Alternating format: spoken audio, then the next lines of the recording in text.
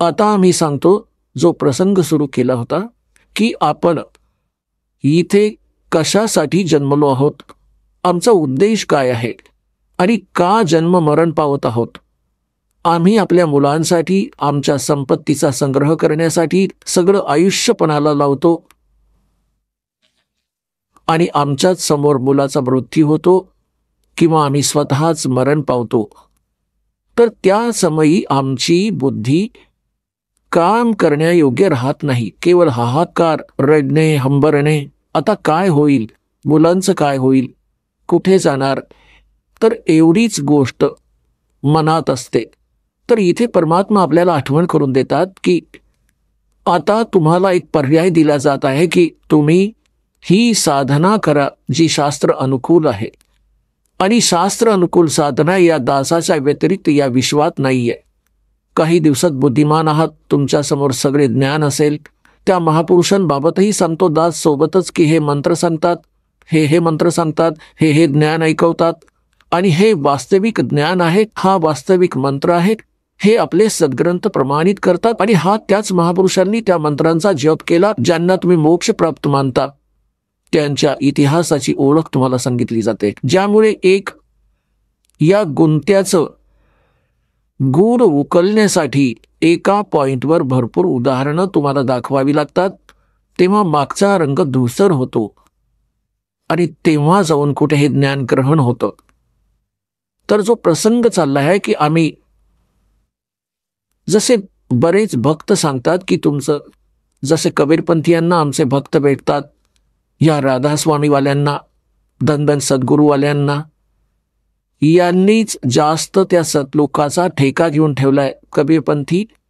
आणि ते नकली कबीरपंथी असते तर मग काही प्रश्नच नव्हता. पंथ म्हणजे मार्ग, वे, जो भगवानांनी रस्ता दर्शवला कबीर साहेबांनी, तो कबीर पंथ आहे, जो कबीरजींद्वारा दिलेला मार्ग आहे, ते कबीरपंथी म्हटले जातात.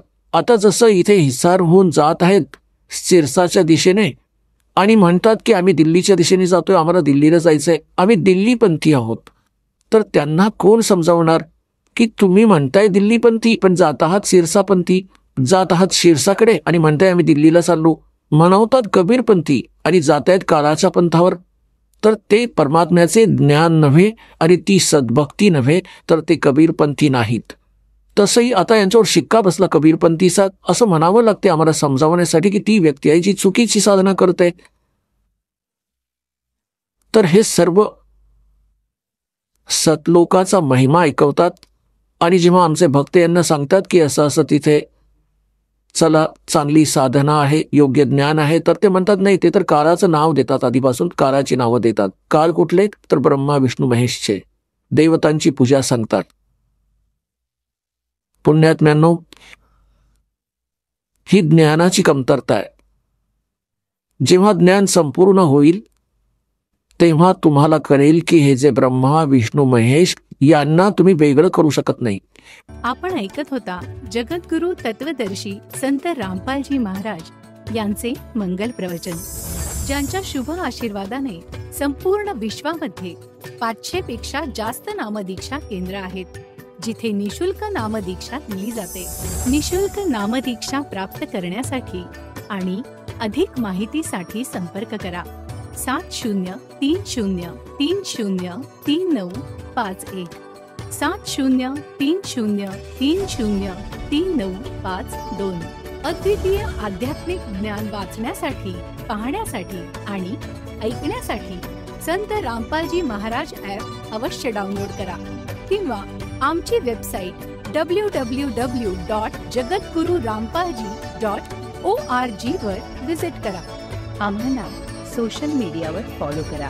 सर्व पवित्र धर्मांच्या पवित्र शास्त्रांवर आधारित प्रमाणित अनमोल पुस्तक ज्ञानगंगा किंवा जगण्याचा मार्ग यापैकी कोणतेही एक पुस्तक निशुल्क मागवण्यासाठी आपण आम्हाला आपले पूर्ण नाव, पूर्ण पत्ता, पिनकोड आणि फोन नंबर सह लिहून 7030303951 किंवा 7030303952 या नंबरवर SMS करू शकता किंवा 7030303950 या नंबरवर व्हॉट्सअप देखील करू शकता.